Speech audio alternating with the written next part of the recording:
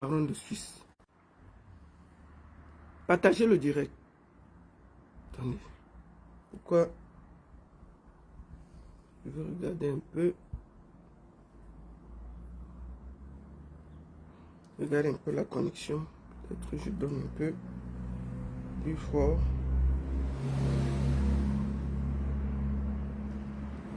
Partagez le direct. Envoyez à vos amis. Partagez. Que je donne un peu la connexion ici. Je vais voir si ça prend automatique ici. Ah ouais, c'est bon. Voilà. Bonjour à tous. J'espère que vous allez bien. Partagez le direct. Envoyez à vos amis. Dites-leur que je suis en direct. Voilà. Excusez-moi. Partagez le direct.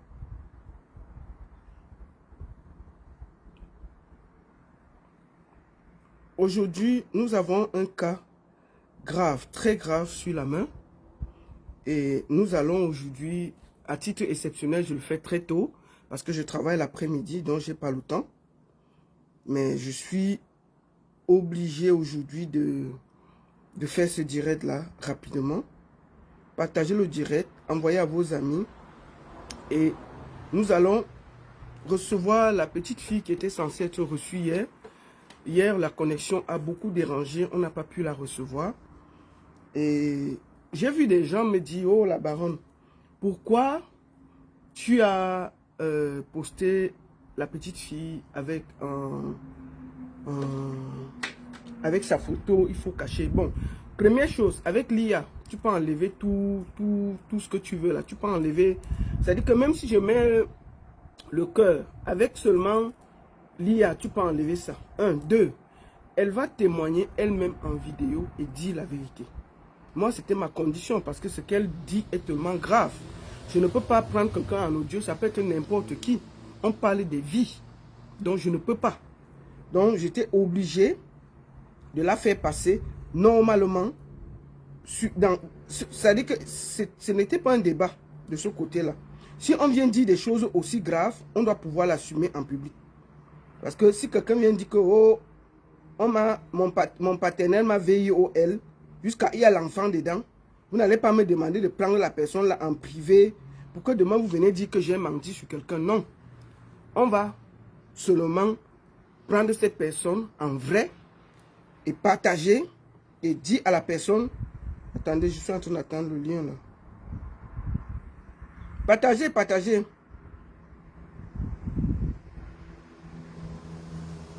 Partagez. Donc, on ne peut pas prendre quelqu'un comme ça en audio. C'est tellement grave ce qu'elle dit.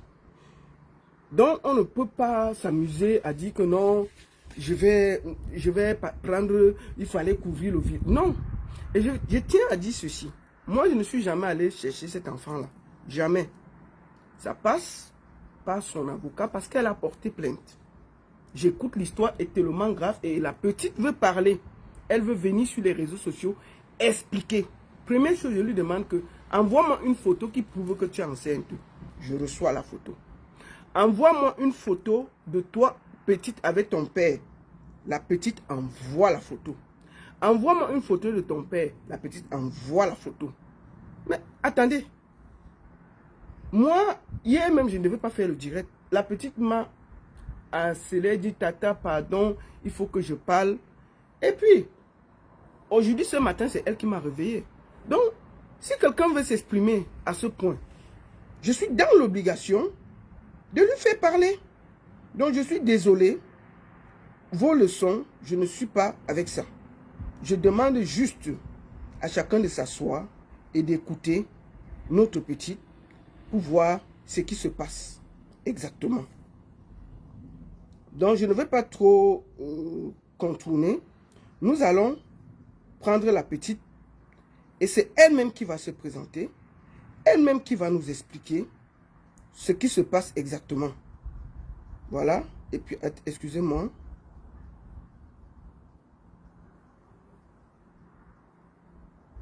Alors, on va faire simple. Je vais d'abord la prendre. Comme ça, on va gagner du temps. Et on va lui poser des questions. La seule et unique baronne de Suisse. Prenons la petite. Je tiens à dire ici que j'ai certains enregistrements. La balle du shérif. Donc les gens qui vont venir discuter là, je vais sortir ça. On va laisser la petite parler et après, la balle du shérif va arriver quand vous allez discuter. Ok.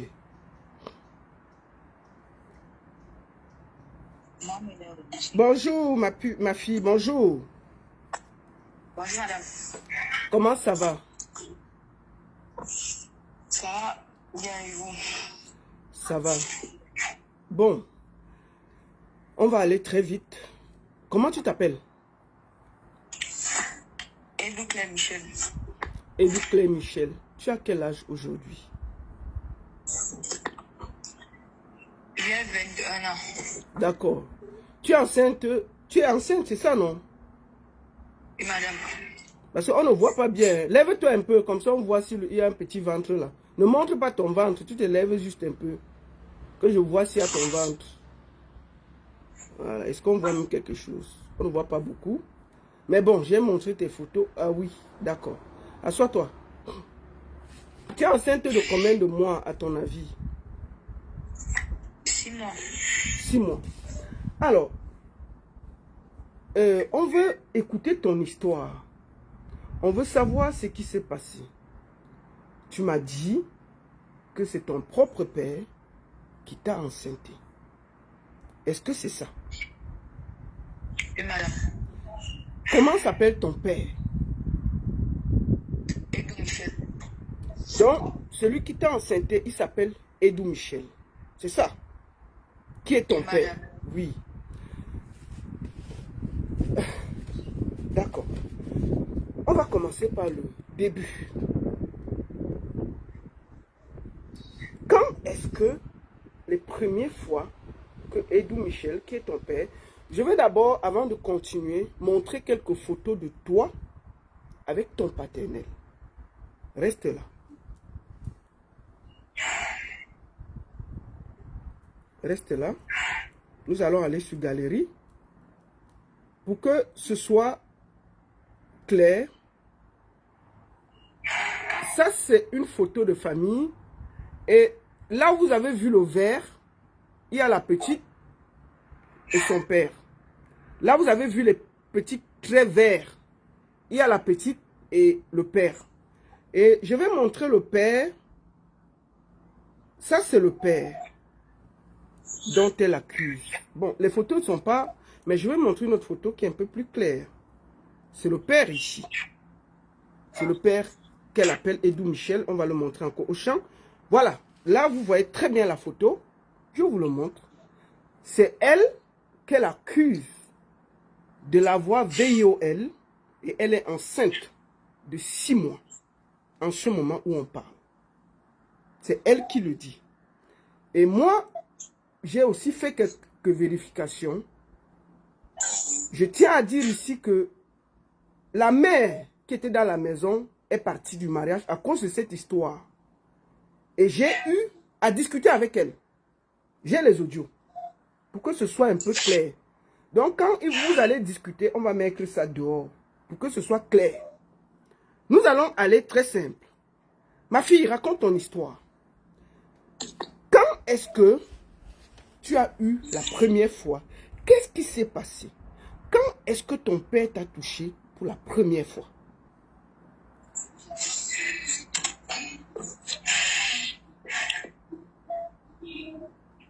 Tu as compris la question? Madame? Oui. Est-ce que tu peux répondre à la question? Ne pleure pas. Va à l'essentiel. Quand est-ce que ton père t'a touché pour la première fois? Madame, c'était en 2019. En 2019. Oui, madame. Comment ça s'est passé? Est-ce que tu te souviens? Je vois que c'est difficile, mais on doit aussi passer par là pour qu'on ait la vérité. Parce que c'est grave ce que tu dis, tu vois. On ne peut pas balayer comme ça. Comment ça s'est passé? Bon, madame, c'était un samedi au mois de juin. Nous étions à la maison, c'est-à-dire mon père, ma petite soeur, mon petit frère et moi. Donc, nous étions au nombre de 4 à la maison.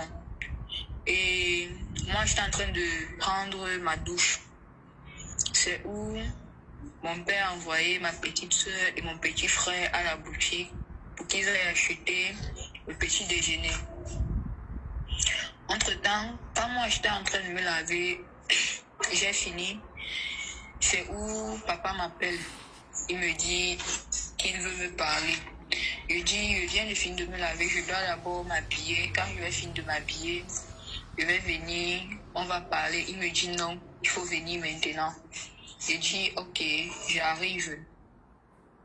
Quand je viens, il ferme d'abord la porte de la chambre. Ensuite, il me dit qu'il va essayer de voir si je suis capable de garder un secret. Je lui dis, garder un secret comment? Il me dit, je vais voir. Il commence d'abord par le fait qu'il doit m'épiler. Je dis, comment ça tu vas m'épiler? Est-ce que c'est à toi de le faire? Il me dit, de temps en temps, même le père peut aussi aider son enfant à s'épiler. Quand j'ai refusé, il a essayé de me prendre de force. Quand je dis, c'est le secret là comme ça, il me dit, ça fait toujours partie du secret. C'est où il sort le couteau, il me demande de m'allonger. Il dépose le couteau sur le lit. Quand je m'allonge, il a commencé à m'épiler. Quand il a fini, il me dit que, ok, maintenant donc, il va essayer de voir si je suis capable de garder un secret. Il est monté sur moi et il a commencé à me pénétrer. Quand je lui dis que je vais dire à maman, il me dit que même si je dis, personne ne va me croire parce qu'il est maître de sa maison et maître des lieux. Donc il fait ce qu'il veut. Ce jour-là, quand il a fini, je suis retournée, il m'a demandé d'aller me nettoyer et de ne rien dire à personne. Que si il a pu sortir le couteau à sa femme, moi qui? Pour qu'il ne me poignarde pas avec. C'est où je suis partie, mes petits frères sont rentrés, nous avons déjeuné et puis nous sommes restés à la maison toute la journée. Quand maman est rentrée le soir, je n'ai pas pu parler avec elle parce que étant sous la frustration de papa et sur la peur, j'ai préféré ne rien dire. Je suis restée tranquille. Et on a fini le samedi là, comme ça, je n'ai rien dit à personne. Le lendemain, dimanche, nous sommes allés rendre visite à une tante. Attends ma soeur, il t'a épilé avec quoi? C'était avec un rasoir bic. D'accord. Le lendemain? Le lendemain, dimanche, nous sommes allés rendre visite à une tante du côté de Yopoué. Et comme c'était il y a les vacances, elle nous a dit à mes petits frères et moi qu'on ne peut pas venir et on rentre. Vu que ce sont il y a les vacances et mes cousins étaient déjà tous là, elle a demandé qu'on reste et que le papa va venir avec nos habits après. Le dimanche là, nous sommes restés avec mes cousins et tout, on jouait. Il y avait de l'harmonie comme les années passées. Donc, j'étais toujours avec eux, comme j'ai toujours eu l'habitude d'être, mais un peu distante. Ma cousine a constaté, elle m'a demandé à quoi, j'ai dit rien. Donc, j'ai toujours continué de jouer avec eux. Nous sommes restés du mois de juin jusqu'au mois de juillet. Il y a eu un problème chez ma tante parce qu'il y avait un garçon dans le quartier qui me draguait. Et un jour, ma cousine a organisé un rendez-vous avec lui. Nous étions en train de causer, vu que en face de la maison de ma tante, il y a une maison en étage et il y a une terrasse. Nous étions en train de causer et tout. Mon cousin nous a donc surpris.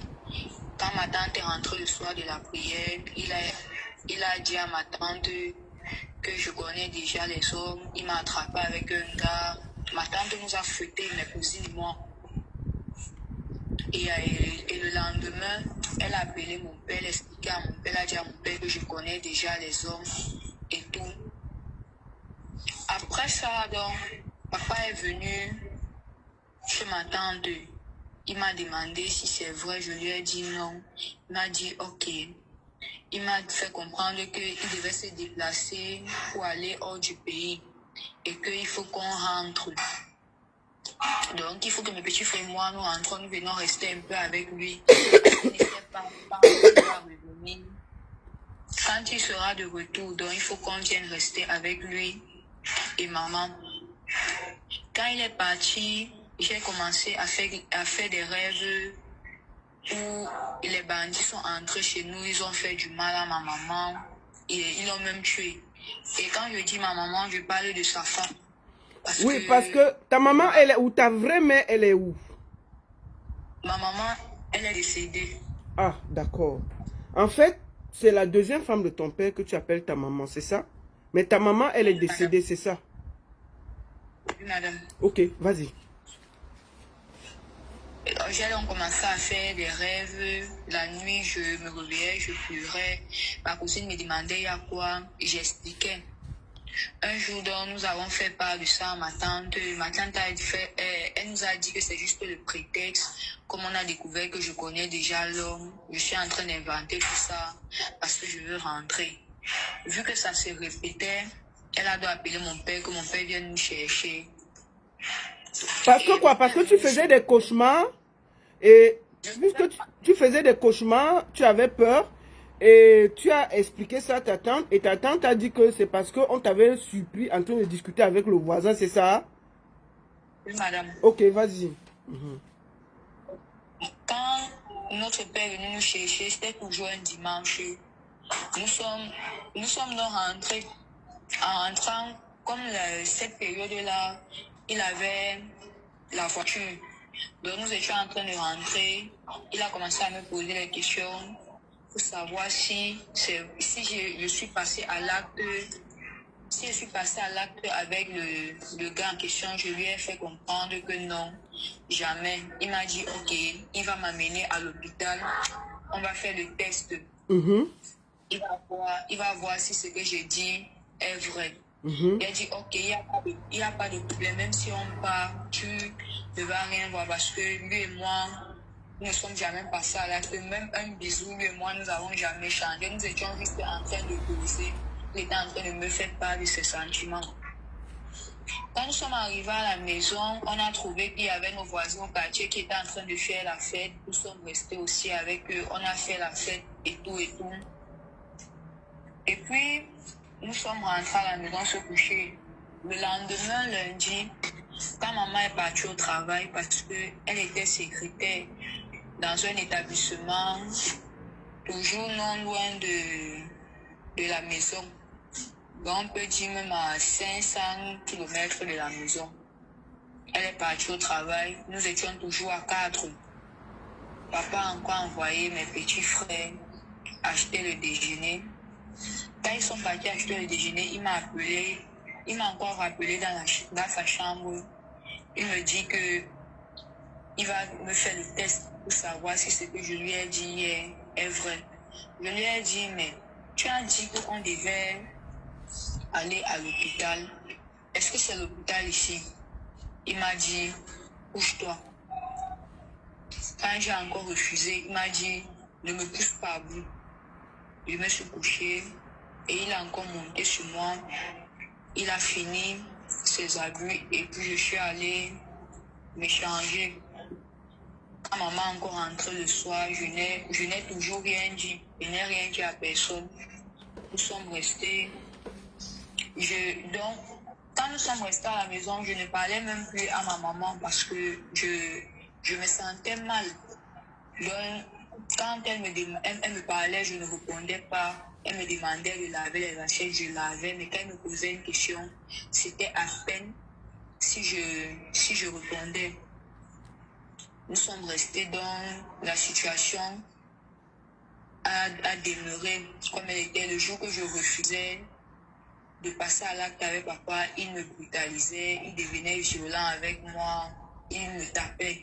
Parce que lui et moi, nous n'avons jamais été en contact comme un père et sa fille. Quand j'étais un peu plus petite, lui et moi, nous n'avons jamais été en contact. Même les chaussures, il ne m'achetait pas. C'était toujours ma maman qui m'achetait les sous-vêtements et tout et tout. Lui, il ne fait... Donc, je ne sais pas, mais quand je disais peut-être papa, je n'ai pas de chaussures, il me dit, il n'a pas l'argent. Mais après ça, il achète pour mes petits frères. Pour moi, il n'achetait pas. Donc, si ma maman n'achetait pas, moi, je n'avais droit à rien. Mais quand il avait commencé ses abus, il commençait à s'occuper de moi. Quand il disait, papa, je veux tel truc, il achetait. Papa, je veux ci, il achetait. Quand la situation... Et ma maman m'avait posé la question que, il y a quoi? Pourquoi ton père est devenu gentil avec toi? Vu qu'elle et moi ne se parlaient pas, je n'avais pas répondu à sa question. La situation est restée pareille jusqu'au mois de mars. C'était un mercredi décembre, je n'en pouvais plus. J'ai donc essayé de faire part de la situation à notre responsable de la chorale avec qui j'étais. Je lui avais demandé, je lui avais expliqué l'histoire, mais en lui demandant si ta cousine vient te voir et te dit que son père couche avec elle. Et dans la famille, elle n'a confiance à personne, à part toi. Quel est le conseil que toi, tu peux donner à ta cousine? Ma responsable m'a dit, moi, à la place de ta cousine, je porte plainte à ton père, à son père. Quand elle a dit ça, je me suis mise à pleurer. C'est où elle me demande, tu parles de ta cousine ou tu parles de toi? Je lui ai dit, il s'agit de moi. Depuis un moment à la maison, je ne comprends pas, mais avec mon père, c'est devenu une autre chose. Il me prend comme sa femme. Quand il couche avec moi, quand je refuse même des fois, il me brutalise et tout et tout. Elle a donc fait appel à notre vice-responsable, elle a expliqué la situation et les deux m'ont conseillé de me rapprocher de notre prêtre, notre aumônier des jeunes. J'ai dit non, j'ai peur. Si mon père apprend même que j'ai dit ça à quelqu'un, je ne sais même pas ce qu'il va me faire parce qu'il m'avait menacé avec le couteau et moi j'ai peur de lui parce que ce qu'il dit, il fait. Elles ont dit, calme-toi, on va essayer de rencontrer le père, on va dire au père que tu veux parler avec lui. Il va nous donner un rendez-vous et on va te dire, tu vas venir parler avec lui. Ce jour-là, nous sommes rentrés, il n'y avait pas de lumière. Nous sommes rentrés. J'ai demandé qu'elle m'accompagne parce que se faisait déjà tard. La messe était finie, ça faisait déjà 1 heure.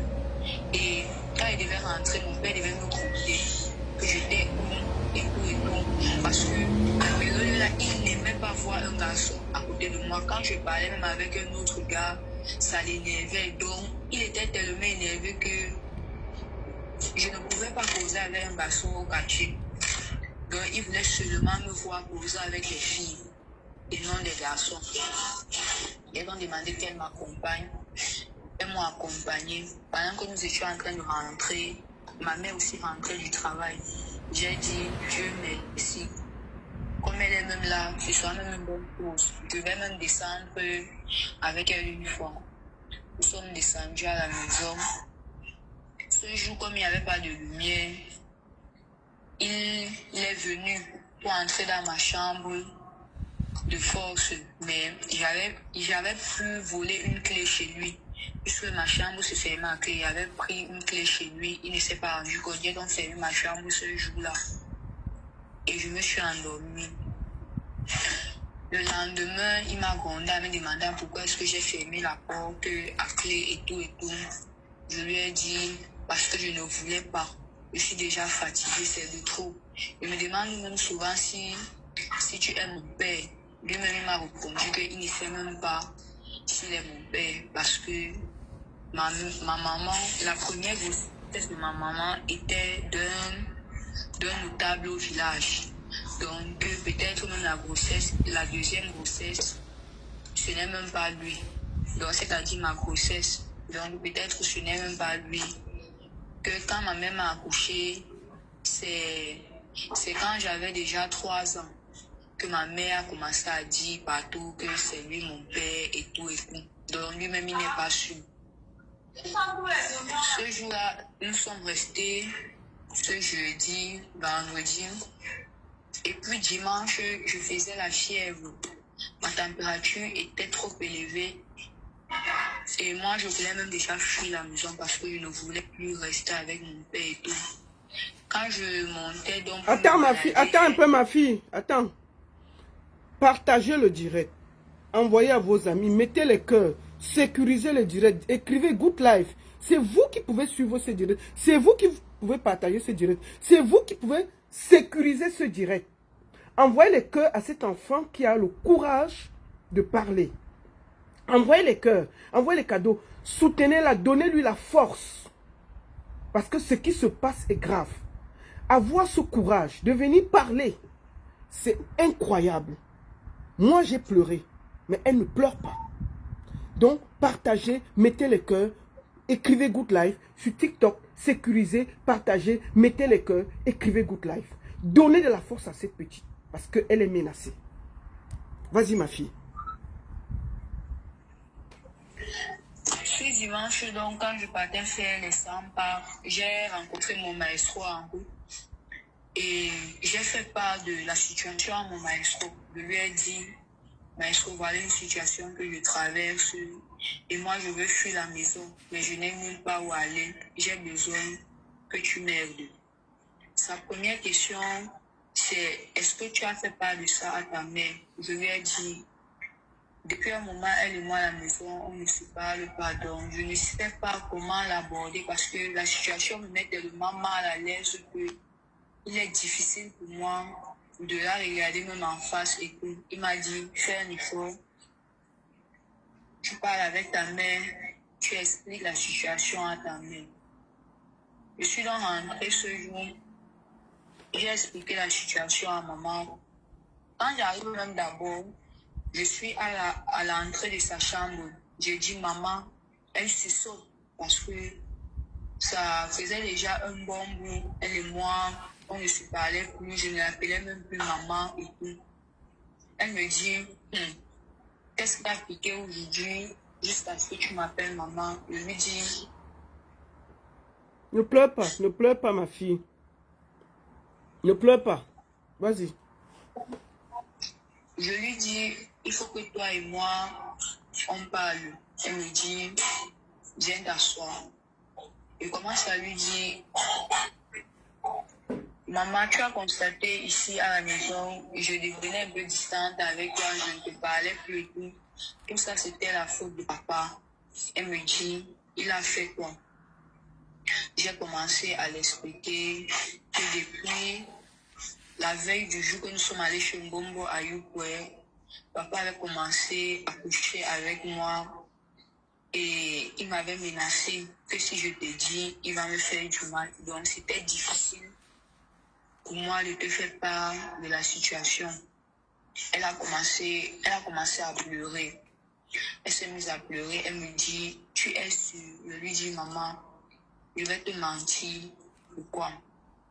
Elle appelle sa maman. Elle explique à sa maman le demande, il y a quoi? Je lui dis, grand-mère, moi-même je ne comprends plus papa parce que il laisse maman à la maison, mais c'est moi qui suis devenue sa femme.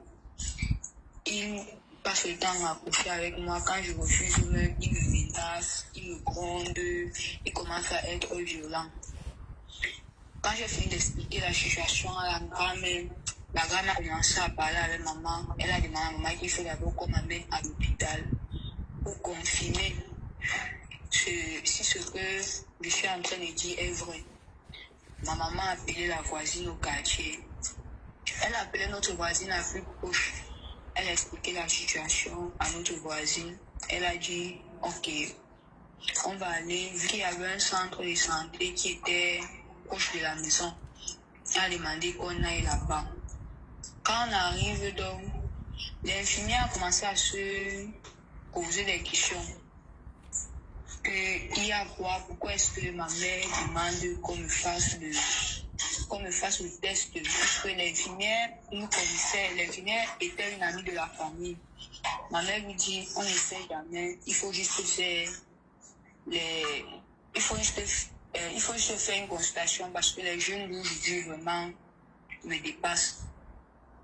Quand l'infirmière commence à faire la consultation, elle envoie son premier doigt dans mon vagin. Ça entre facilement.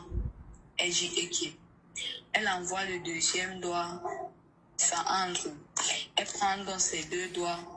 Elle envoie. Les deux doigts entrent au même moment. Elle retire.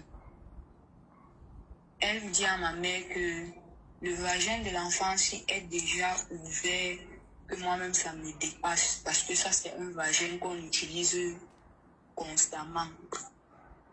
Ma mère s'est mise à pleurer.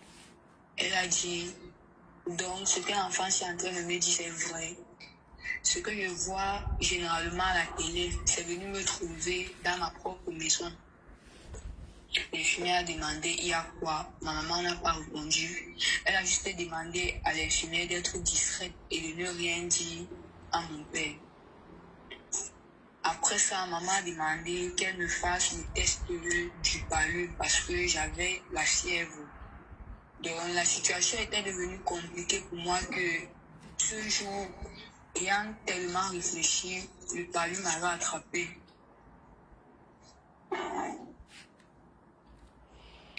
Quand on a fini la consultation et qu'on a prescrit les remèdes, nous sommes rentrés. J'ai dit à maman que faut pas que papa sache qu'elle et moi on se parle parce que il sait que on ne se parle pas. Donc s'il apprend qu'elle et moi on a recommencé à se parler, il peut se douter de quelque chose et me faire du mal. Maman a dit ok. Quand nous sommes rentrés à la maison ce dimanche-là, on a continué à faire comme des ennemis et tout. Maman a juste dit que ta fille est malade. J'ai essayé d'acheter les remèdes. Il faut lui demander ce qu'elle a. Papa m'a demandé il y a quoi. J'ai dit j'ai le palu. Je ne me sens pas bien. Il a dit ok. Nous sommes restés à la maison ce dimanche soir. Lundi pareil. Mardi aussi nous sommes toujours restés à la maison. Mercredi, donc, je suis allée à la chorale. Quand je suis arrivée, le prêtre m'a dit, on m'a dit que tu me cherches, me voici. Je lui ai dit, ok mon père, dès que j'ai fini la répétition de la chorale, je vais passer dans votre bureau et nous allons parler d'un sujet. Il m'a dit, ok, je suis disponible après. Quand on a fini la répétition, je suis partie dans le bureau du père. Ma présidente et mon maître étaient déjà là. J'ai expliqué la situation au père. Il m'a demandé le numéro de ma maman, j'ai donné. Il a appelé la maman. Il a demandé qu'elle passe dans son bureau. Elle est donc passée dans son bureau. Ils ont causé, ils ont pris l'initiative qu'il faut qu'on aille dans un autre hôpital pour avoir une autre consultation, qu'une seule ne suffit pas. Et il a dit, lui, il va prendre le problème en main parce que il défendait... Ne pleure pas. Il était dans un... Je ne sais pas comment dire ça, mais il était dans une association qui défendait les droits de l'enfant. Donc, il a dit qu'il va essayer de poser le problème là-bas et on va trouver une solution. Donc, mais qu'il faut d'abord qu'on aille dans un autre hôpital pour avoir une deuxième consultation. Quand nous sommes partis, quand on a fini la réunion, nous sommes rentrés.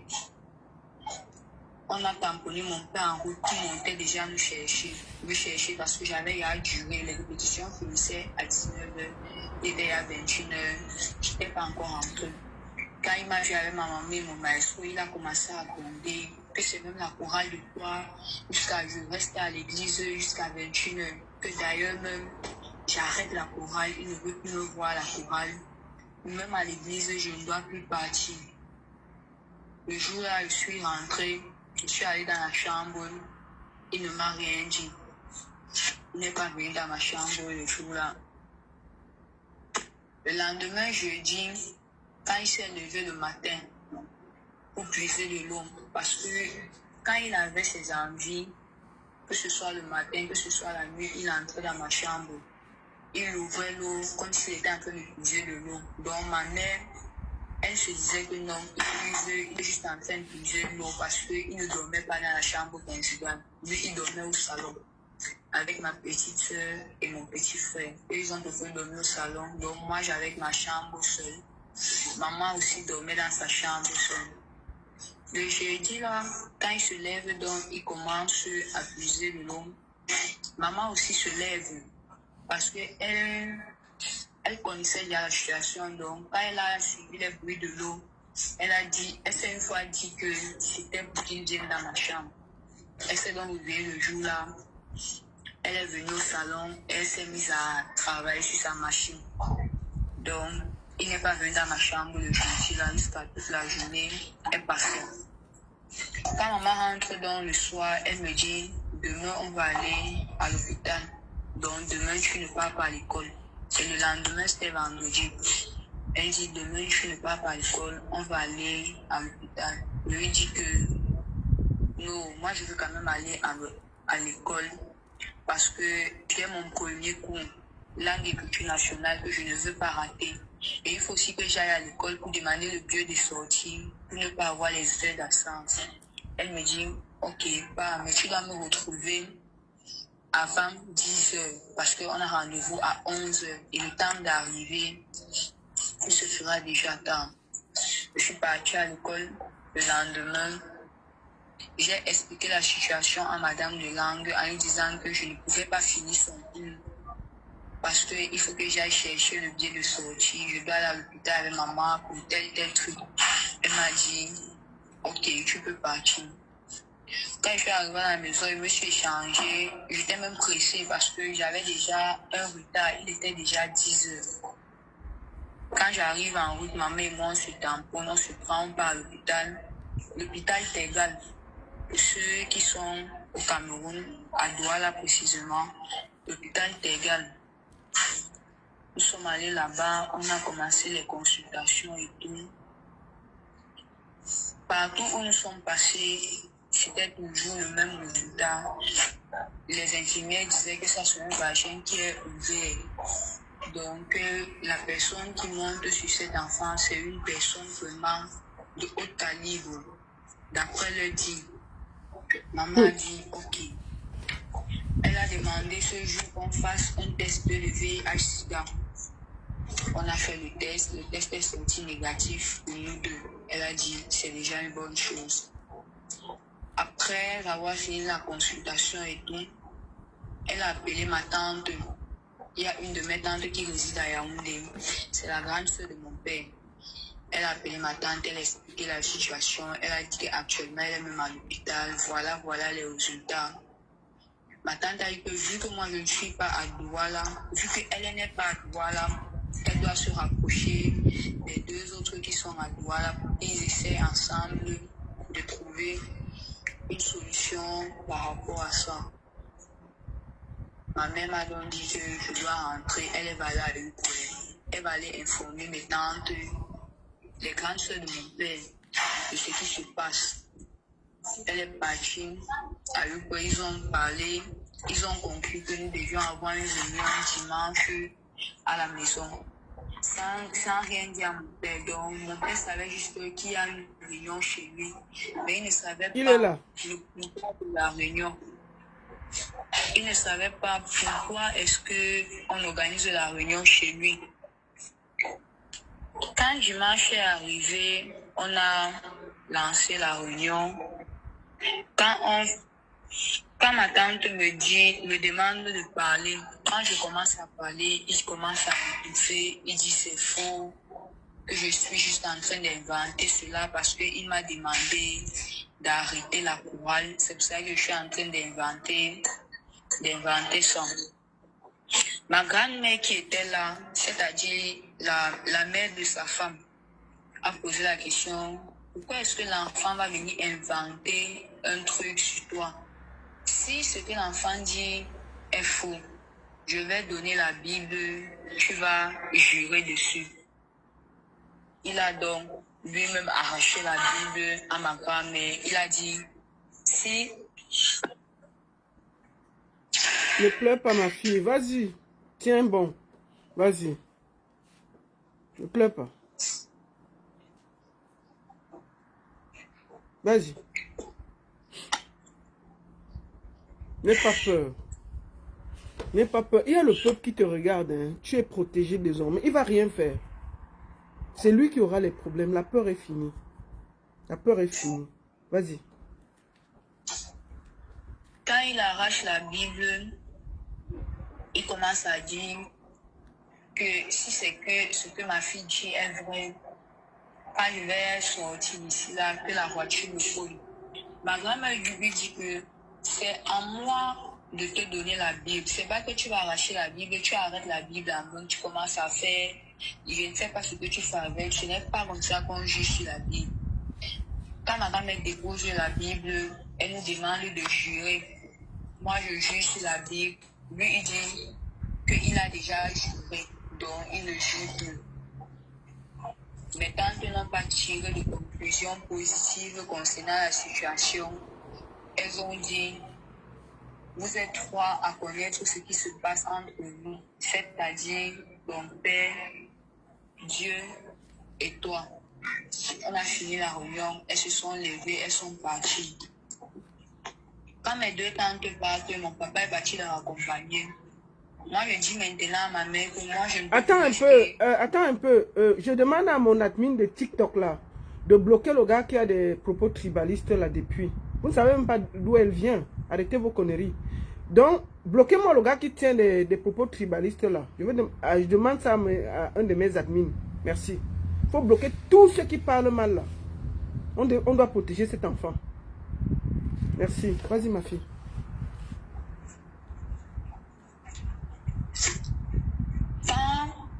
Je dis à maman que moi je ne peux plus rester à la maison parce que vu qu'il connaît déjà, il peut rentrer là, il se met à me taper, on ne sait jamais. Donc moi je préfère partir. Elle me dit tu vas aller où? Je lui dis je vais chercher. Quand je pars donc de la maison, je suis allée me réfugier chez mon maestro. Étant là-bas, il a appelé le prêtre pour signaler au prêtre que je suis chez lui et il faut qu'on trouve une solution. Le lundi, là, il a causé avec le prêtre et tout. Le prêtre a dit, ok, mardi, je dois passer au centre Xavier pour que nous essayons de parler et il va convoquer mon père pour que mon père ne me touche pas, il ne me tape pas et il signe un engagement me permettant de retourner à la chorale et à l'église et qui ne va pas me faire du mal. Quand nous sommes arrivés le mardi, là, ils ont fait l'assise, le prêtre a fait l'assise avec mon père, ils ont parlé, le prêtre m'a appelé, il m'a dit, lis ce que j'ai écrit avant que ton père signe. J'ai commencé à lire, c'était l'engagement dans lequel mon père disait qu'il ne va pas me toucher, il ne va pas me taper et que je peux retourner à la chorale tranquillement. Il a signé. Quand il a signé, le prêtre a dit, ok, rentrez donc. Moi, j'ai dit au prêtre, moi, je ne veux pas rentrer avec lui. Moi, je préfère aller avec lui, le prêtre. Il m'a dit, ok, on va partir. Mon père est entré dans sa voiture. Moi, je suis entré dans la voiture avec le prêtre, nous sommes partis. Pendant ce temps, le prêtre me disait qu'il va me remettre un micro. Je vais rentrer avec chez nous et je vais enregistrer il va enregistrer mon père, mais il ne doit pas se rendre compte que je l'enregistre. Parce que s'il se rend compte, il peut détruire les preuves. Elle dit, ok, padre. Quand nous sommes arrivés à la maison, le prêtre a demandé à voir ma chambre. Il est parti dans ma chambre, il a vu ma chambre, il a fini, il a fait la prière. Quand on a fini, j'ai décidé de le raccompagner dans sa voiture. Quand il le raccompagne, il me dit, j'ai vu telle place dans ta chambre. C'est l'endroit adéquat pour mettre le micro. Mais ne le montre à personne, même à ta mère, ne montre pas. Elle dit, ok, mon père. Je n'ai pas montré le micro à ma mère. Elle a fini. Elle allait accompagner une voisine qui était à la maison. Moi, j'étais dans la cuisine en train de faire frire les plantains pour manger. Mon père a commencé à me parler, il me posait des questions, que pourquoi est-ce que j'ai dit à ma mère, elle n'est même pas parentée avec nous. Donc, je pense qu'elle peut m'aimer plus que lui, mon père. Que je connais la musique de Longuet Longuet qui dit une autre femme ne peut pas aimer un autre enfant comme son enfant. Pendant qu'il était en train de parler, il ne savait pas que j'étais en train de l'enregistrer. C'est où je lui pose la question en disant que si je t'avais demandé un jour d'arrêter, est-ce que tu allais arrêter? Il me dit oui. Je lui dis que tu n'allais pas arrêter. Combien de fois quand je disais non ici, tu me menaçais, tu me tapais. Donc ceci te disait que arrête, que tu allais arrêter. Directement, ma maman est rentrée et on a arrêté la conversation. J'ai pris le micro et je suis allée garder. Le lendemain, mercredi matin, quand je me suis réveillée, je devais aller à l'école. J'ai dit que non, il faut d'abord que je fasse écouter l'enregistrement à ma maman. Elle doit savoir. Parce que d'un côté, je ressentais qu'elle doutait un peu de ce que je disais. Quand elle a écouté l'enregistrement, elle m'a dit, ok, il faut aller remettre au prêtre. Le mercredi soir, là, je suis partie à l'église, j'ai remis le micro au prêtre, j'ai dit au prêtre que non, j'ai expliqué la situation à maman, il m'a grondé, il a dit, mais en tout cas, ça va aller. Après ça, les problèmes ont commencé à la maison entre le père et la mère, ils ont commencé les problèmes et tout et tout. Dans les débats, maman a commencé à lui dire que, en tout cas, l'enfant a même déjà commencé à porter plainte contre toi. Donc, quel qu'en soit ce que tu comptes faire, ça ne va pas aboutir. L'enfant a déjà porté plainte contre toi. Et on a les preuves, on a les enregistrements, on a des résultats de l'hôpital. Il a donc commencé à venir vers moi en me disant que pourquoi est-ce que je suis allée porter plainte contre lui. Je pense que si aujourd'hui il n'est plus à la maison, ma mère va m'aider plus que lui. Que c'est faux. Elle, au contraire, va plutôt me chasser de la maison. Elle va préférer sécuriser ses petits frères. Et que où il est là, il a une maladie. Celui qui est derrière, c'est son père qui a VIOL et qui est enceinte de 6 mois. Continue. C'est où il dit que j'ai une maladie et il me reste peu de temps à vivre. Donc je ne peux pas aller en prison, je préfère mourir avec vous.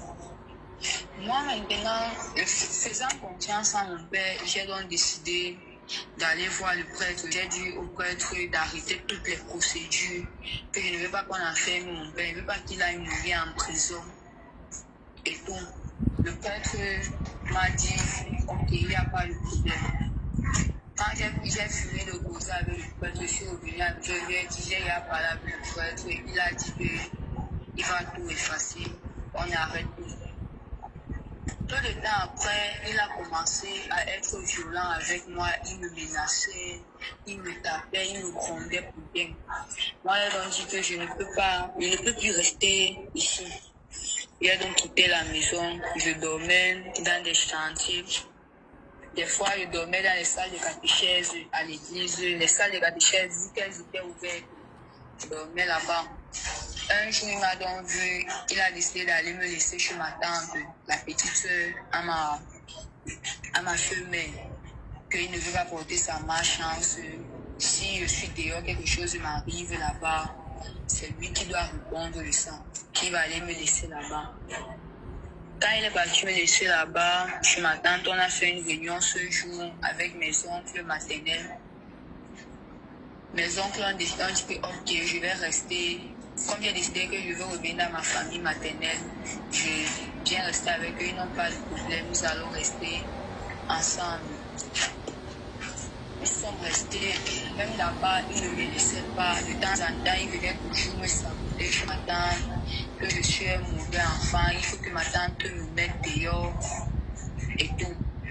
Le mari de ma tante a donc décidé de me ramener chez lui. Ils ont porté mes affaires, ils sont allés me laisser chez mon père. Pendant qu'ils étaient en train de parler, de tirer une conclusion, moi j'ai dit que moi je ne veux pas rester ici. J'ai donc fui, et les ai laissés avec mes affaires et tout, et je suis partie. Ma tante et mon oncle aussi se sont levés, ils sont rentrés. Bien après, je viens trouver qu'il avait mis mes habits en route. J'ai porté mes habits, j'ai gardé chez un voisin. De temps en temps, je passais là-bas, me changer et me laver. Entre-temps, je dormais toujours dans les salles de catéchèse, dans des chantiers et tout et tout. Des fois, je dormais même chez certains camarades en cachette, à l'issue de leurs parents, parce que si on savait que j'étais là-bas, ça pouvait causer des problèmes à mes camarades. J'ai fait ça jusqu'en 2023. Donc, de 2021 jusqu'à 2023, c'était comme ça que je vivais.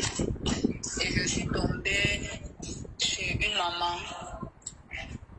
Avant même de tomber chez la maman, j'avais rencontré son fils sur Facebook.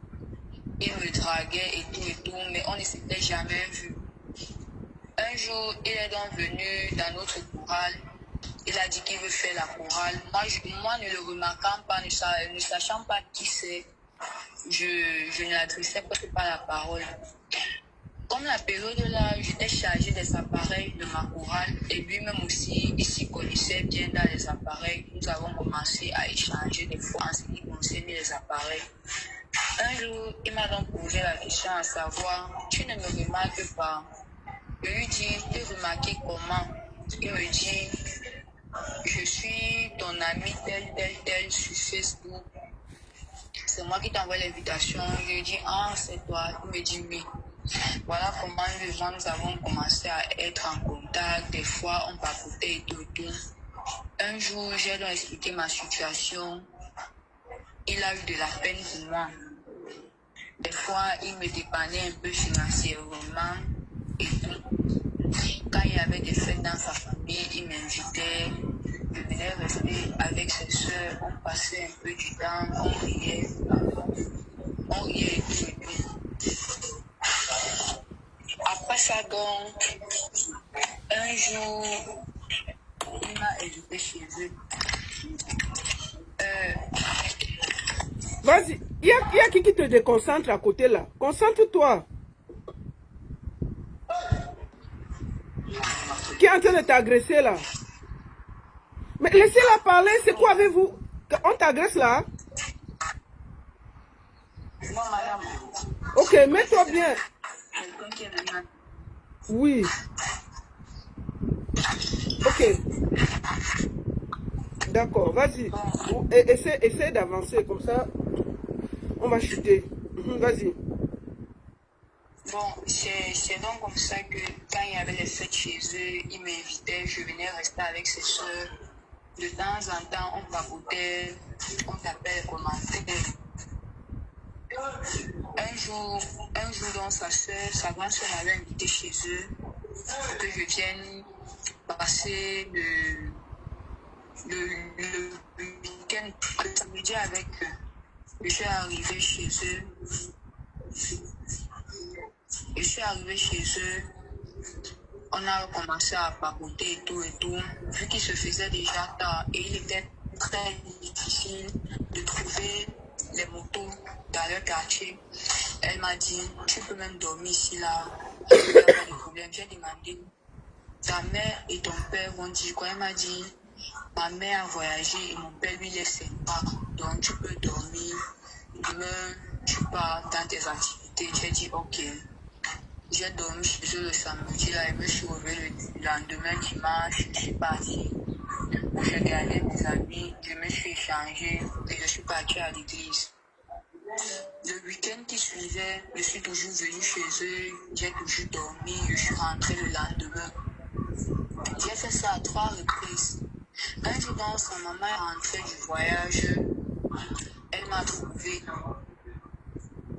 Elle m'a posé la question, ma fille, quand tu dors dehors comme ça, ta famille ne te cherche pas, on ne te pose pas de questions. J'ai dit, nous, on sait que je suis à la fête, donc on y va bien me dire. Elle a dit, ok. Le week-end qui suivait encore, j'ai encore posé le même acte, je suis venue, j'ai dormi, je suis rentrée le lendemain.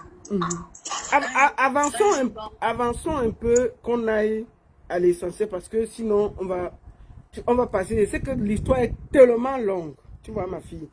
Maintenant, la famille t'a permis, la maman là t'a adopté, tu lui as raconté ta situation, c'est ça? Madame. Oui, vas-y, vas-y. Faut pas te fermer, hein, parce que je crois que tu es un peu sur la défensive, je comprends. C'est-à-dire que tu as raconté à la maman là ce que tu as vécu, c'est ça? Et elle a permis que tu restes là-bas, c'est ça? Vas-y. Madame. Je suis restée avec elle jusqu'en 2025. De 2023 à 2026, nous sommes restés ensemble.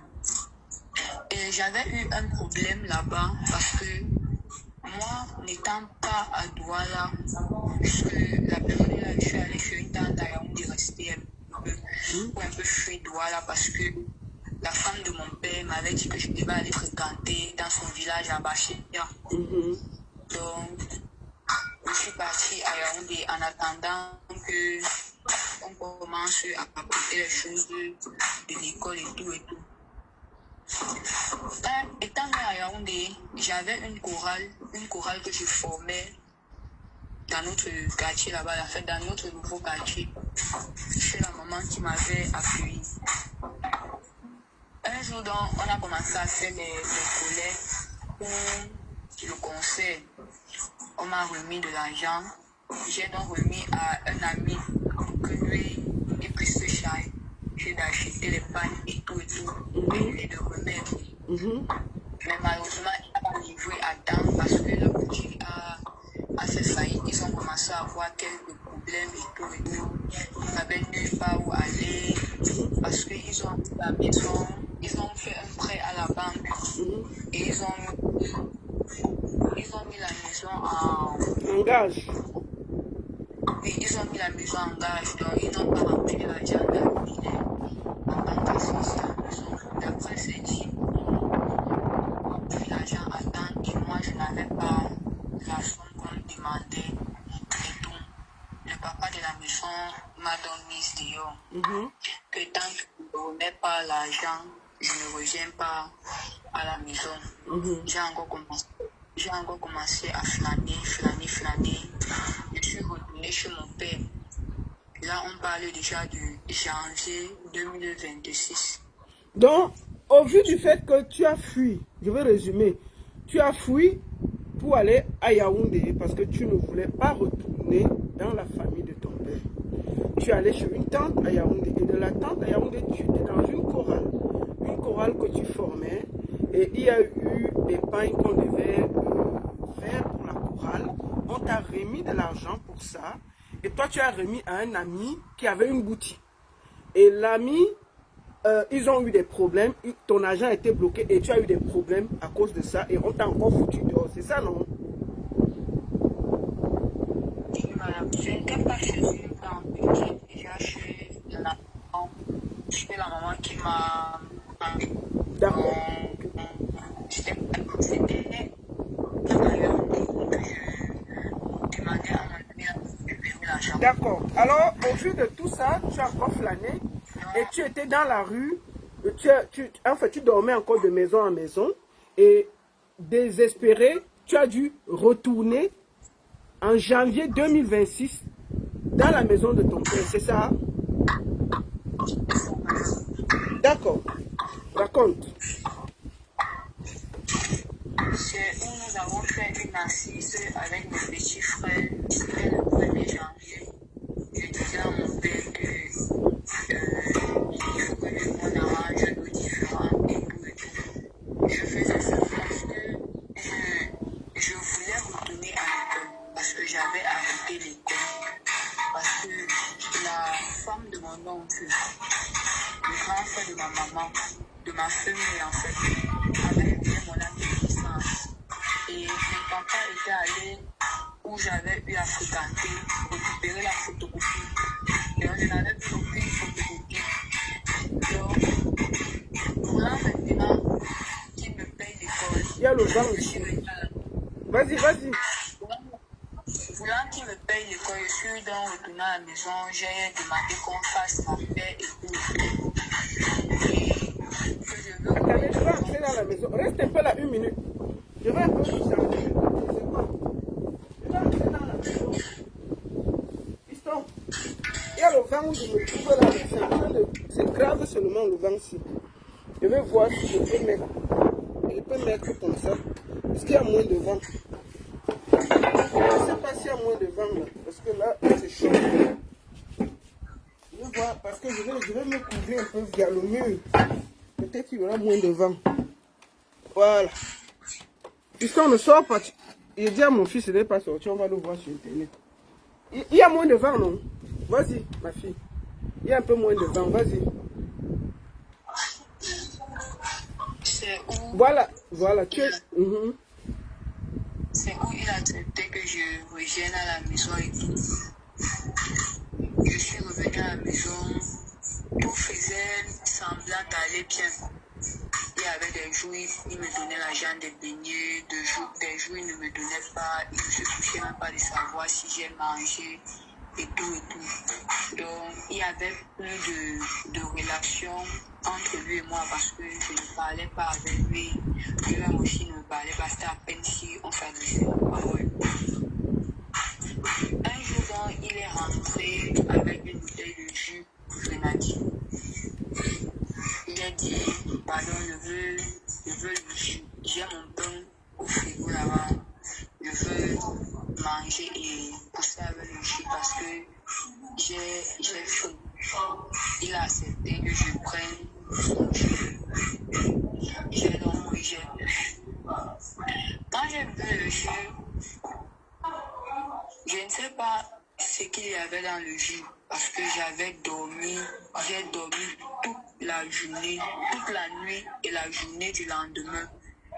C'est-à-dire que, je récapitule, ça veut dire que tu rentres chez ton père en janvier 2026.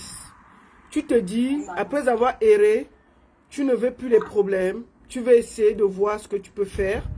Et là, ça se passe plus ou moins bien, ton père se calme. Et un jour, en mars, tu as du pain, et il y a tu voudrais un jus, il achète un top grenadine.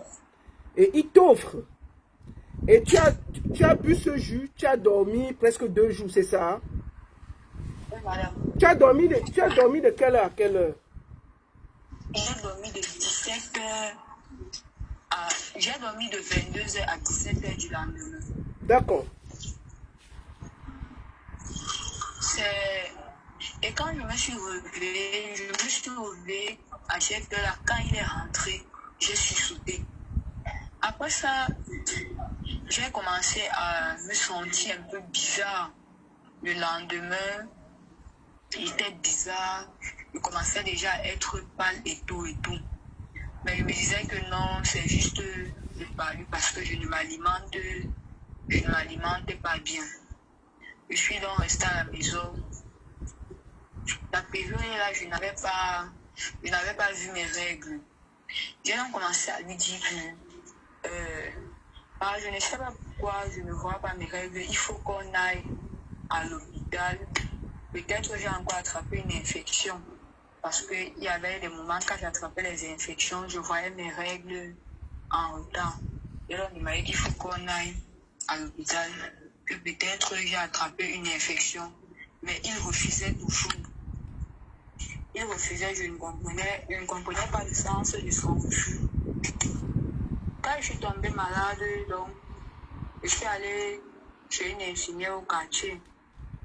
Elle m'a fait la consultation et tout et tout. Je suis rentrée, elle m'a dit, si ça ne va pas, que je revienne, elle va essayer de redonner une autre dose. Quand je suis rentrée à la maison, j'ai donc dit à mon père que voici les remèdes qu'on m'a prescrit, je n'ai même pas encore l'argent pour payer. Il m'a dit, il va aller payer tout et tout. J'ai dit, ok. La période là, j'ai pris les remèdes, ça n'allait toujours pas. Je suis encore partie voir la maman, elle lui a dit que ça ne va pas. Que les remèdes qu'elle m'a donnés, c'est comme si ça ne fait pas effet. Elle m'a dit, il faut seulement qu'on me place la perfusion. Elle m'a donc placé la perfusion. Elle m'a donc injecté, elle m'a mis le cathéter, elle m'a injecté les remèdes du palud et tout. Après ça, j'ai continué le traitement et le traitement était gratuit parce que je faisais la chorale avec ses enfants. Donc, comme il faisait la chorale avec ses enfants, elle a dit, elle ne peut pas voir la grande soeur de ses enfants malades et elle ne l'aide pas. Même si je n'ai pas l'argent, elle peut m'aider gratuitement, que je suis quand même son enfant au quartier. Elle a donc commencé le traitement. Quand elle me soigne donc, un jour, je viens et lui dis que, ma, aujourd'hui, j'ai vomi, je ne sais pas pourquoi.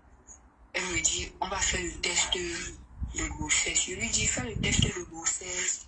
Comment que j'ai bu ça dans le verre, j'ai pris ça. Elle me dit, on ne sait jamais, on va faire le test. Quand on fait dans les tests de grossesse, ça sort positif. Et j'étais déjà à 2 semaines de grossesse. Elle me dit, tu es enceinte. Je lui dis que non, ça ne peut pas être moi. Qu'elle a seulement confondu, mais que c'est toi, ce sont tes urines. Je lui dis non. Elle me dit, explique-moi. Pourquoi tu dis non? Je lui dis non. Après, je lui dis que ma pardon, aide-moi à enlever. Elle me dit, tu ne peux pas enlever, que je dois informer mon père. Je lui dis non, je ne peux pas informer mon père. Je vais d'abord commencer par expliquer à ma famille comment que je suis enceinte.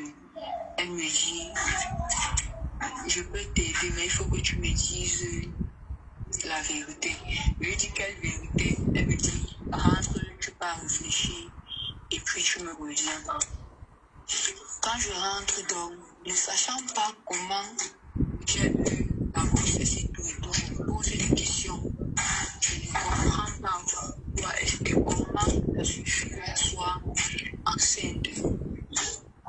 Je me pose toujours des questions. Je ne comprends pas. Un jour donc, je suis couchée à la maison.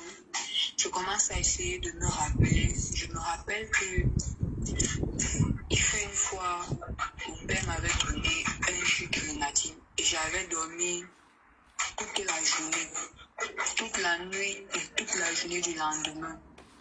Et quand je me suis réveillée, mon corps était bizarre et tout. Et je suis tombée malade. Après, j'ai commencé à dire que j'espère seulement que ce n'est pas lui, que ce n'est pas mon père. Je pars donc, je vois l'infirmière, j'explique à l'infirmière que voilà la situation et je suis en train de suspecter que ce soit l'enfant de mon père. Me dit l'enfant de ton père, comment? Je lui dis moi-même, je ne veux pas croire. Mais si tu dis que je suis enceinte, ce n'est que la seule explication. Elle me dit, ok, tu veux donc enlever, mais il me faut l'accord d'un membre de ta famille. Le temps pour moi d'expliquer à une tante, elle avait déjà informé mon père que je suis enceinte et que je veux enlever. Mon père lui a dit que même si je reviens vers elle avec combien de millions, qu'elle ne me fasse pas l'avortement. Ils se sont entendus que ok. Je rentre donc à la maison. Il me dit que... Non, c'est moi qui lui dis que, n'est-ce pas, on t'a dit que je suis enceinte. Maintenant, donc, on va faire comment? Parce qu'il faut que j'enlève. Je ne peux pas quand même garder l'enfant si. Il me dit, on ne jette pas les liens du sang. Je lui dis, on ne jette pas les liens du sang. Comment? Donc, je vais garder l'enfant si et expliquer comment que c'est en même temps mon enfant et c'est mon petit frère. Il me dit, je t'ai dit, on ne jette pas les liens du sang. Je ne veux plus parler du sang. Je reste donc, je dis que maintenant, si je vais faire comment, je ne trouve pas la solution. La période là, c'était la période qu'il y a une de qui était décidée et le deuil était à Yaoundé. Je suis partie. Avant de partir, je lui dis que comme je suis en train de partir là, c'est pour aller à voter. Il me dit, si tu essaies, ça ne va pas réussir. Il me dit, tu vas sauf que garder l'enfant. Je lui dis, garder ça comment? Il me dit, pas garder l'enfant. Je quitte donc, je pars à Yaoundé. Quand je pars à Yaoundé, j'explique aussi à mes tantes de là-bas. Elles me disent qu'il faut... Ça va ma fille, vas-y. Quand on te laisse parler, ouais, laissez-la parler. Oh, laissez-la se concentrer, vas-y, tu expliques à Yaoundé. Pourquoi tu marches partout comme ça, ma fille? Tu as peur de quoi? Assois-toi, vas-y. Le problème est que le réseau est un peu instable. Oui, mais là où tu es placé, là, le réseau marche bien. Même si y a le bruit, c'est pas grave. Vas-y. D'accord, c'est où, ayant expliqué à mes tantes de Yaoundé, elles me disent qu'il faut qu'on porte plainte. Je leur dis, je ne peux pas porter plainte quand je n'ai pas encore expliqué à mes tantes le droit là. Elles vont prendre ça comment? Elles me disent, ok, on me donne le transport, que par à Douala, tu expliques la situation à tes tantes et elles disent ce qu'elles vont dire, tu reviens ici. Quand j'arrive donc à Douala, j'explique à ma tante, la petite soeur de ma mère, je lui dis, Tanti, voilà la situation et tout. Moi-même, je ne sais pas comment faire. Ma tante dit que si je lui avais dit ça depuis, on devait enlever. Mais que maintenant, on ne peut plus enlever, que je suis déjà à 2 mois, on ne peut plus enlever. On a donc convoqué une assise. On a interpellé mon père. Ma tante dit à mon père que ta fille dit qu'elle est enceinte de toi. Qu'est-ce qu'il faut faire? Il dit que ce n'est pas lui l'auteur, mais que si je décide de garder l'enfant, il va prendre soin de l'enfant. Mais qu'il ne prend pas soin de l'enfant en tant que le père de l'enfant. Qu'il prend juste soin de l'enfant en tant que le grand-père. Ma tante dit, comment on est en train de t'accuser que tu as enceinté ta fille, tu dis que tu vas prendre soin de l'enfant, mais tu prends soin de l'enfant en tant que le grand-père. Ça veut dire que tu acceptes que c'est ton enfant. Il dit non, ce n'est pas ce que j'ai dit. Il a commencé à contourner la situation.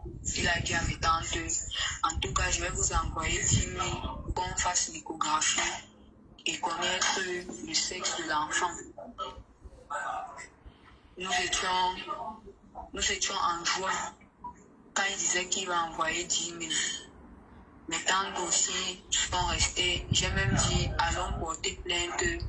Elles ont dit non, qu'elles n'ont pas l'argent et elles n'ont pas le temps pour aller à tout moment au tribunal gérer les trucs comme ça. Que si moi, je veux porter plainte, ça me regarde, mais que je porte plainte en comptant sur mes poches et non sur leurs poches. On a convoqué encore 2 autres assises. Mon père devait toujours dire ce qu'il y a lieu de faire avec la bouche. Il disait toujours que non, je n'enlève pas et tout. Qui ne veut pas chercher l'enfant là sans voir. Ma famille m'a tenu à leur dire que, ok, je vais seulement accoucher. Que comme mon père dit que je vais accoucher, je vais seulement accoucher. Je demande dans ma tante que je vais accoucher un enfant, je vais expliquer que c'est l'enfant de qui. Je vais dire quoi à l'enfant, qu'en même temps c'est mon petit frère, en même temps c'est mon enfant. Ma tante me dit, tu accouches, tu vas donner à ta tante. Comme il y a une de mes tantes qui n'a pas d'enfant, elle dit que j'accouche, que j'aille lui donner. Je lui ai dit, non, moi je ne veux pas garder l'enfant si. Elle me dit que ton père qui ne veut pas chercher l'enfant si sans voir. Et elles ont dit que, ok, comme c'est donc comme ça, vous supportez mon père, restez donc avec lui. Moi, je vais me débrouiller, me battre seul à trouver une solution. Depuis juin, que mon père a dit qu'il va envoyer 10 000 pour que j'aille faire l'échographie. Nous sommes déjà en mai. Je n'ai jamais eu à faire une visite. Je ne suis jamais à l'hôpital, même seulement pour qu'on me prescrive le para. Rien. J'ai tout maigri. Quand je passe seulement, on me demande que c'est quoi. Regarde, tu es là, tu es pâle, il faut prendre les fers et tout. Parfois, j'ai des problèmes de dos, j'ai des problèmes de rein. Je n'ai jamais rien pris. Quand je l'appelle, on fait comment, il me dit que va voir tes tantes. Donc, si moi je ne donne pas l'argent, tes tantes ne peuvent pas donner l'argent. Que l'enfant n'appartient pas à une seule famille, l'enfant appartient aux deux familles. Quand elle va voir mes tantes, elles me disent que ton père dit qu'il va gérer, non. Attends qu'il fait. Donc, vu que la situation est déjà difficile pour moi, j'ai donc décidé de me rapprocher du service social de Lokoti. C'est où on m'a mis en contact avec Maître Moutaga, qui m'a mis en contact avec Maître Fabien. Et c'est Maître Fabien qu'on m'a conçu comme mon avocat, qui m'a mis en contact avec la baronne. Okay. Et depuis pratiquement 2 semaines, nous essayons de trouver une solution concernant ce problème. Ok. Mes chers frères et sœurs, mères, sœurs, filles, je vous confie cet enfant, une orpheline, qui a perdu sa mère. Je pleure, parce que son histoire est terrible. Elle a perdu sa mère. Elle porte un enfant qu'elle ne désire pas. Elle n'a jamais été à l'hôpital, elle n'a rien. Même un examen prénatal, elle n'a pas pu le faire. Je vous invite à l'aider.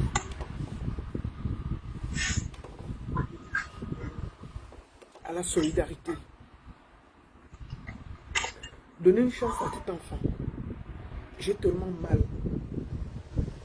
Je connais son histoire. Depuis 2 semaines, je la suis. C'est terrible. Je veux juste qu'elle puisse aller à l'hôpital. Elle a 6 mois de grossesse. On ne peut plus enlever. Il faut qu'elle accouche. Et qu'on sache ce qu'on va faire. Elle ne veut pas garder cet enfant. Elle ne veut pas accoucher. Mais on fait quoi? On la tue. On fait quoi d'elle? Je vous appelle tous à la solidarité. Aidez-la. Si vous avez des mères, celles qui peuvent l'adopter, celles qui peuvent lui tendre la main, faites-le.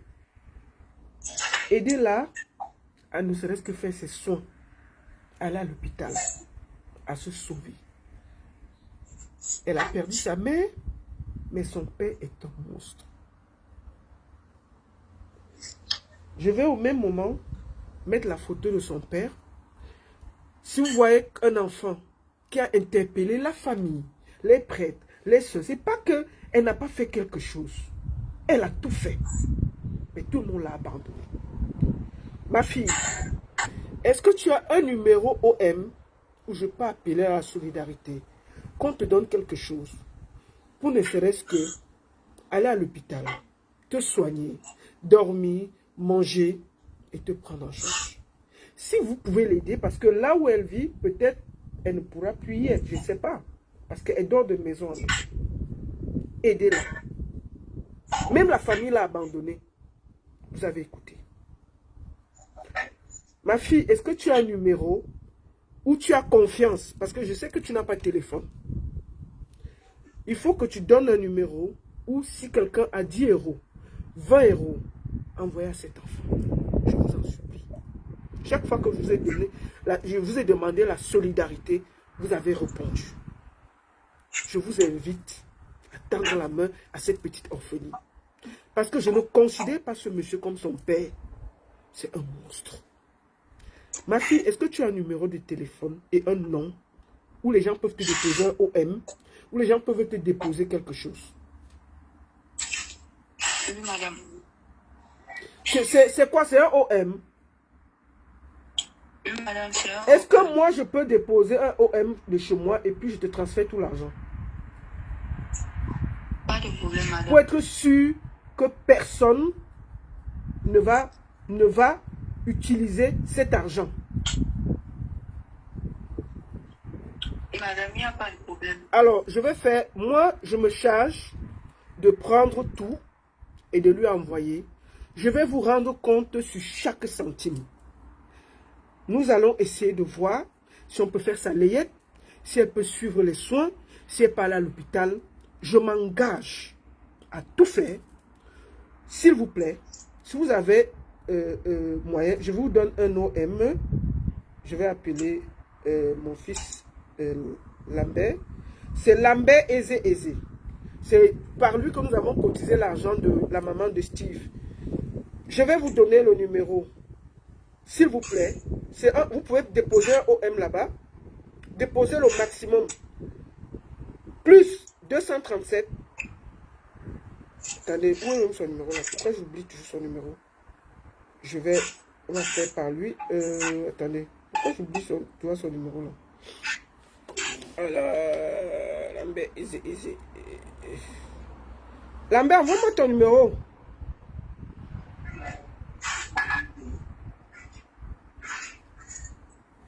Nous allons passer par là. L'OM va être là. Et moi, je me charge de regarder qu'elle peut aller à l'hôpital, qu'elle peut se soigner, qu'on peut faire la layette.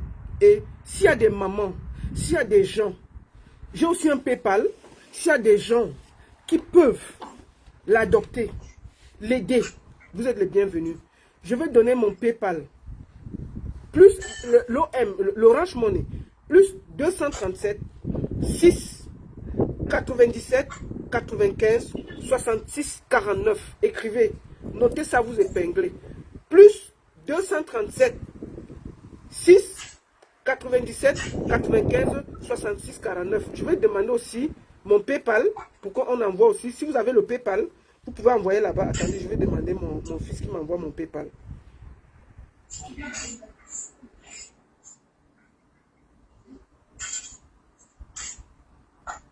Attendez, pour que je ne dise pas n'importe quoi. Mais je vais aller au PayPal pour que je sois clair. Attendez, excusez-moi, je crois que j'ai le numéro PayPal quelque part ici. Pour que j'ai le contrôle. Et nous allons aider cette petite. Où est le numéro PayPal? Excusez-moi. Alors, n'oubliez pas, faites un dépôt pour cette petite fille. Nous allons ensemble l'aider à faire la layette, à aller à l'hôpital. Dès demain, je vais commencer. Si vous avez envoyé quelque chose, dès demain, nous allons d'abord l'envoyer à l'hôpital pour aller commencer les tout premiers soins. Attendez. Oh là là, où sont les photos de PayPal là? Putain. Excusez-moi. Attendez, ils sont en train d'envoyer le PayPal. Notez le numéro. Plus 237. Plus 237. Plus 237. 6 97 95 66 49. Si vous avez 10 euros, 20 euros, 30 euros, déposez. Nous allons nous occuper de cet enfant. Elle a passé sa vie à souffrir. Depuis l'âge de 14 ans, elle subit les assauts d'un... Nous sommes aussi en justice, hein, je peux vous rassurer ça. Elle a porté plainte. Et nous allons suivre ça. Le PayPal, c'est @ivanael10. Je vais écrire le PayPal sur Facebook. Pardon. Je vais écrire le PayPal sur Facebook. je vais écrire le PayPal sur Facebook que je vais épingler. Arrobase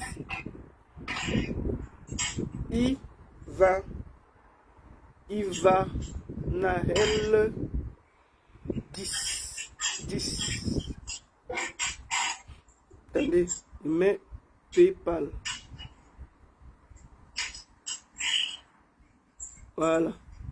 Je vais épingler. Arrobase Ivanaël 10. PayPal, arrobase Ivanaël 10. Je vais épingler ça. Écrivez le PayPal là, s'il vous plaît.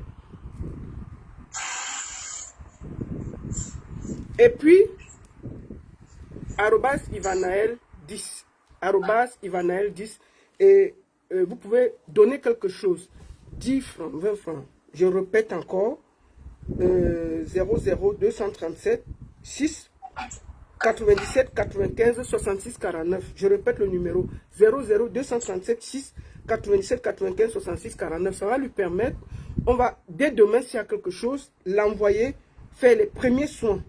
Elle va aller faire le test, commencer à prendre de l'acide folique, tout ce que, s'il vous plaît. Et c'est écrit Lambert Aizé. Lambert Aizé, c'est le nom. Je vous présente encore son père, pour qu'il n'y ait pas de doute. Déjà, je vous montre la photo de famille où elle est avec son père petite, pour que ce soit clair. Vous voyez bien, elle est là, la petite qui vous parle là, elle est là, son père est là. Voilà ça devant vous. Vous voyez bien qu'elle est en bas de son père. Je vous montre sur TikTok, pour que ce ne soit pas qu'elle ment. Voilà ça.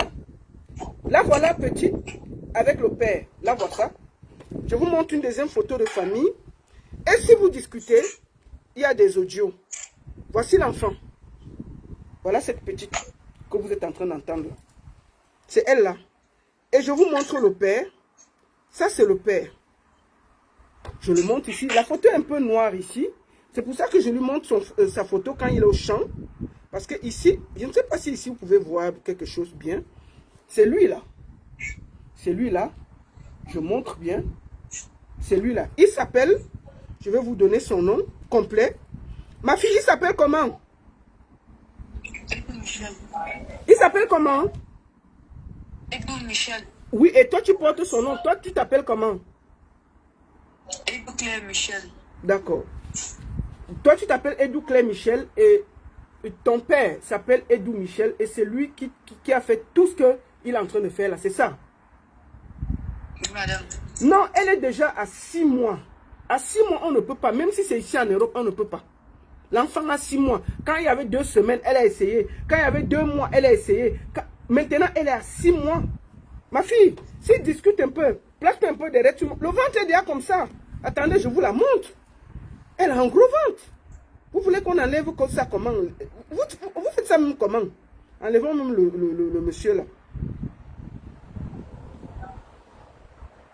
Attendez. Voilà le ventre. Voilà le ventre de l'enfant-ci, comme vous voyez là. On va enlever ça comment? Voilà le ventre devant vous. Là, voici. Vous voyez bien que c'est elle. Je vous montre en gros. Voilà le ventre. Vous voulez qu'elle fasse comment? On enlève ça comment? On va seulement aller devant. Voilà ça. Voilà. Ma fille, est-ce que tu as un dernier mot? Parce que je suis tellement choquée. Est-ce que tu as un dernier mot à dire? Est-ce que tu peux? Je sais que les mots te manquent. Est-ce que tu as quelque chose à dire? Ne pleure pas. Est-ce que tu as un mot à dire? Est-ce que tu as un dernier mot à dire? Bon, tout ce que je peux demander, c'est que cette fois-ci, il faut que mes plaintes aboutissent. C'est juste ça.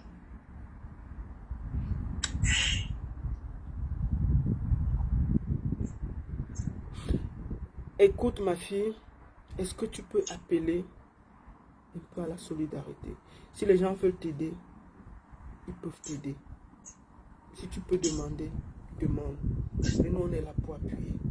Est-ce que tu as un dernier mot à appeler à la solidarité? Que les gens t'aident. Tu as déjà trop souffert depuis l'âge de 14 ans. Est-ce que tu as un mot à demander? Et tu remercies aussi la maman qui te garde en ce moment.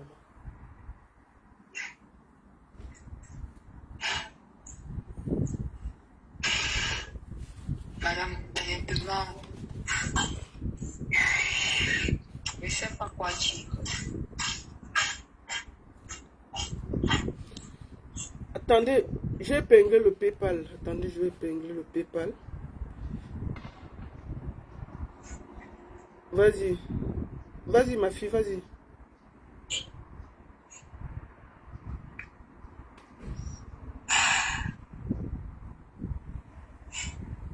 S'il vous plaît, ayez la main sur le cœur. Je vous appelle à la solidarité.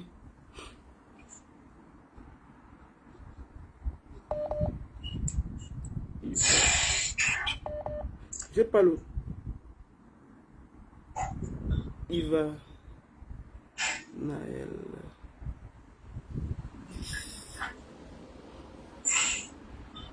Voilà, j'ai mis le PayPal. J'ai épinglé. Attendez, je vais épingler ça. Ok. Voilà, le PayPal est épinglé. Vous pouvez... Tu n'as plus rien à dire. Madame. Ok, si tu n'as plus rien à dire, alors on va te laisser. Merci beaucoup, ma fille, pour ce témoignage. Comme tu as vu, ta plainte, nous allons tout faire pour qu'elle aboutisse. Sois forte. Je sais que ce n'est pas facile de porter quelque chose qu'on n'a pas voulu. Et j'appelle ici les mamans. Si vous êtes une maman, si vous avez du cœur, nous pouvons tous se mettre derrière cet enfant. Si vous avez des habits, vous avez des trucs que vous n'utilisez pas pour la grossesse, vous avez une boutique qu'on peut l'aider pour la layette, parce que je ne sais pas si on parle, je sais même pas comment faire en fait. Je ne sais pas quoi dire en fait. Je ne sais pas. Donc, si vous avez des vêtements, des poussettes, des trucs, pour l'aider, ne serait-ce que ça, et que si vous êtes dans un hôpital, qu'on peut l'aider à suivre, ne serait-ce que ça. Et puis si vous êtes une maman qui pouvait adopter, je ne sais pas, cet enfant, je ne sais pas. Je ne sais pas. J'ai pas de mots. Je n'ai pas de mots. Donc, merci beaucoup à tous. Et ma fille, au revoir. On reste en contact.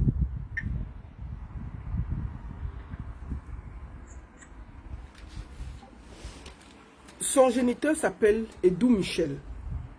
Je vous remonte sa photo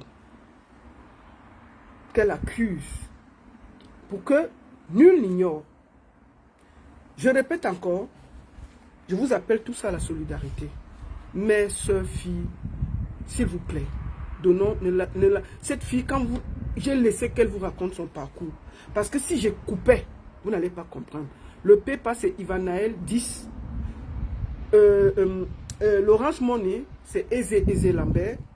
00 237 6 97 95 66 49 00 237 6 97 95 66 49.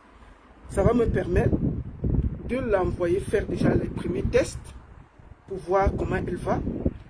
Je vais vous rendre compte de ce que nous avons récolté pour l'aider aussi à suivre la procédure. C'est vrai que les avocats veulent faire pro bono, mais il faut quand même payer les taxis, les machins, les ceci. Si vous avez une boutique qu'elle peut passer, prendre des vêtements pour l'enfant, aidez-la. Si vous êtes en diaspora et que vous voulez l'aider, vous voulez adopter cet enfant, vous êtes les bienvenus. Vous êtes la marraine de cet enfant. Je ne sais pas, faisons quelque chose. Faisons quelque chose. Si vous êtes prêt à l'héberger, vous êtes prêt à l'aider, vous êtes prêt à lui donner un endroit pour vivre, vous êtes prêt à lui trouver une chambre où elle va vivre, vous êtes les bienvenus. Ne laissons pas cet enfant qui souffre depuis l'âge de 14 ans dans la rue. Si vous avez un endroit que vous n'utilisez pas, vous avez une maison, vous pouvez l'aider, qu'elle s'installe, qu'elle reprenne sa vie. Je reprends le numéro, plus 237 6 97 95 66 49, ou PayPal, @ivanaël10. Il y a plein de gens qui m'écrivent déjà qui peuvent lui donner les vêtements. Le plus important maintenant, c'est qu'elle aille à l'hôpital. Elle n'a jamais fait ne serait-ce qu'un seul examen de grossesse. Rien. Elle dit que son dos la fait mal, elle ne fait que maigrir, elle n'arrive plus à marcher. Donc il faut qu'on commence même déjà à l'amener à l'hôpital. C'est pour ça que je vous invite à voir comment vous pouvez donner quelque chose. S'il vous plaît. Merci à la personne qui vient de m'écrire qu'elle a les vêtements pour enfants. Nous allons récupérer tout ça et lui donner ça.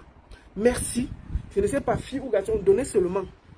Et tous ceux qui ont 10 euros, 20 euros, vous êtes les bienvenus.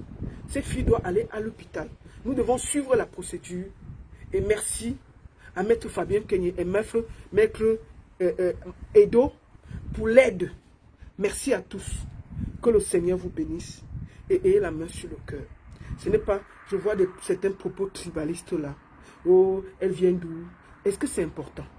Est-ce que c'est important? C'est un enfant camerounaise. Si je commençais à dire que elle est Bamileke, elle est ceci, ça vous aurait arrangé. Non, on parle d'un enfant camerounais qui a été VIOL par son père camerounais. C'est de ça qu'il s'agit. Nous devons nous battre pour ça. Et je tiens à le dire. J'ai des vocaux. Donc quand vous allez venir discuter, cette fille a raconté son parcours. Il y a eu des gens qui étaient au courant, la famille au courant, les prêtres au courant, la chorale au courant. Ce n'est pas qu'elle elle atterrit. Il y a eu tout le monde qui était au courant. Elle a cherché l'aide partout. Elle a cherché l'aide partout. Elle a été cohérente du début à la fin. Vous voyez qu'elle ne ment pas. Elle a les dates, les clairs. Moi, j'essaie même. Je l'ai moi pour dire que je suis sérieuse. J'ai renvoyé l'enfant chez la fille parce que son téléphone, elle avait perdu certaines voices et les données. J'ai payé le technicien pour qu'on tire. On a dit que la carte mère était ci, était ça, c'était un peu compliqué. J'ai renvoyé l'enfant là chez son père pour aller l'enregistrer. La fille a eu le courage de partir. Elle dit, tata, je veux parler. J'ai déjà trop souffert. J'ai demandé l'aide partout. Je veux parler. Et elle a parlé. Quand vous l'écoutez, elle n'est pas cohérente. J'invite les blogueurs. J'invite tout le monde qui a un cœur à prendre cette histoire entre les mains. Nous devons mettre loin Monsieur Edou Michel qui a fait du sale sur sa propre fille. Partagez le direct. Envoyez à vos amis. N'ayez pas peur. Mettez cette histoire dehors. Le PayPal est là. PayPal Ivanaël10. Non, @Ivanaël10.